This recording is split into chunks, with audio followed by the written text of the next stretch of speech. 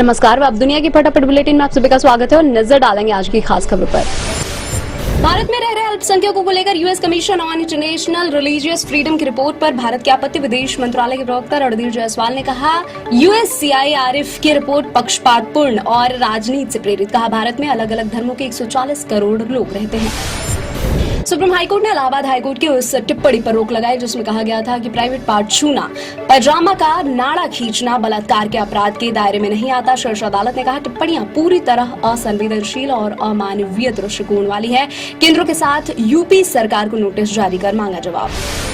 लोकसभा में नेता प्रतिपक्ष राहुल गांधी का स्पीकर पर बड़ा आरोप। कहा, मुझे लोकसभा में बोलने नहीं दिया जाता, सदन अलोकतांत्रिक तरीके से चल रहा है। स्पीकर ने राहुल गांधी को लेकर सदन में मर्यादा का पालन करने की कही थी बात। बिहार में 10वीं बोर्ड परीक्षा के रिजल्ट्स की घोषणा जल्द ही पिछले साल 31 मार्च को घोषित हुआ था।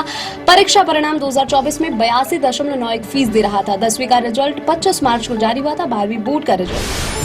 राणा सांगा को गद्दार बताने वाले सपा सांसद रामजी लाल सुमन के आगरा स्थित घर पर करड़ी सेना के कार्यकर्ताओं का हमला। जमकर किया पथराव और तोड़फोड़। बुलडोजर के साथ पहुंचे थे करड़ी सैनिक। अल्पसंख्यक समुदाय के लोगों के लिए भाजपा सौगात मोदी कार्यक्रम की घोषणा के एक दिन बाद बसपा प्रमुख मायावती ने बुधवार को इसे विशुद्ध रूप से राजनीतिक कार्यक्रम करार दिया। ओडिशा के बालासोर जिले के चांदीपुर स्थित एकीकृत परीक्षण रेंज से संभावित मिसाइल परीक्षण से पहले बड़ा एक्शन। आसपास के इलाकों में रहने वाले करीब 32,000 लोगों को बुधवार को सुरक्षित स्थानों पर पहुंचाया गया। छत्तीसगढ़ के पूर्व मुख्यमंत्री भूपेश बघेल के ठिकानों पर ईडी के बाद अब सीबीआई का छापा। कांग्रेस विधायक सहित आईपीएस अफसरों के ठिकानों पर भी कार्रवाई। महादेव सट्टा ऐप मामले की जांच कर रही है सीबीआई। महाराष्ट्र के डिप्टी सीएम एकनाथ शिंदे पर विवादित टिप्पणी करने वाले कॉमेडियन कुणाल कामरा को मुंबई पुलिस का समन। कामरा ने मांगा 7 दिन का समय। कामरा को जान से मारने की मिली है धमकी।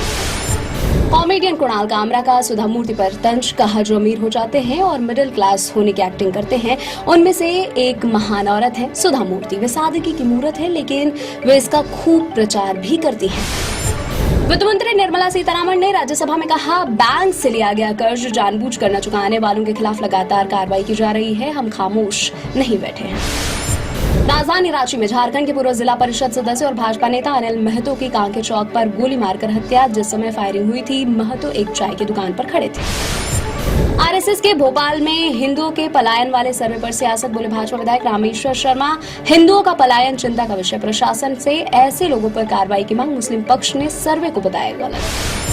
दिल्ली उच्च न्यायालय ने बारामूला लोकसभा सीट से सांसद अब्दुल रशीद शेख को पुलिस हिरासत में संसद के मौजूदा सत्र की कार्यवाही में हिस्सा लेने की अनुमति दे दी। आतंकवाद के वित्त पोषण से जुड़े एक मामले में जेल में बंद है इंजीनियर राशिद। पंजाब के वित्त मंत्री हरपाल सिंह चीमा ने राज्य के लिए 2.36 लाख करोड़ रुपए का बजट बुधवार को पेश किया। इसमें मादक पदार्थ की समस्या से निपटने और स्वास्थ्य क्षेत्र पर ध्यान केंद्रित किया गया है। उत्तर प्रदेश के मेरठ में हिंदू संगठन के नेता सचिन सिरोही के खिलाफ मामला दर्ज किया गया। मेरठ छावनी क्षेत्र में एक मस्जिद के निकट हनुमान चालीसा पढ़ने और सांप्रदायिक सद्भाव बिगाड़ने का आरोप। दक्षिण कोरिया के दक्षिणी क्षेत्रों में शुष्क मौसम और तेज हवाओं के बीच जंगलों में आग लगने से कम 24 लोगों की मौत हो गई। 26 अन्य घायल। आग के कारण 43,000 एकड़ से अधिक भूमि प्रभावित हुई है और 1300 वर्ष पुराने बौद्ध मठ समेत सैकड़ों संरचनाएं तबाह। शेयर बाजार में 7 दिनों से जारी तेजी थमी। बेसी सेंसेक्स 729 अंक गिरकर 77,289 अंक पर हुआ बंद। निफ्टी भी 182 अंक की गिरावट के साथ 23,487 अंक पर हुआ बंद। क्रिटिक्स चॉइस अवार्ड 2025 के विनर्स का हुआ ऐलान। अमर सिंह चमकीला के लिए दिलजीत दोसांझ को मिला बेस्ट एक्टर का award. All we imagine as light बनी बेस्ट फीचर फिल्म। पोचर को मिला बेस्ट वेब सीरीज का अवार्ड। राजकुमार राव की फिल्म भूल चूक माफ की रिलीज डेट आगे बढ़ी। 10 अप्रैल की जगह अब 9 मई को सिनेमाघरों में देगी दस्तक। फिल्म में राजकुमार के साथ आएंगे नजर वामिका गब्बी। टाइम लूप पर आधारित है फिल्म की कहानी। ये थी आज की फटाफट बुलेटिन। ऐसे ही ताज़ा अपडेट्स के लिए बने रहे हमारे साथ यानी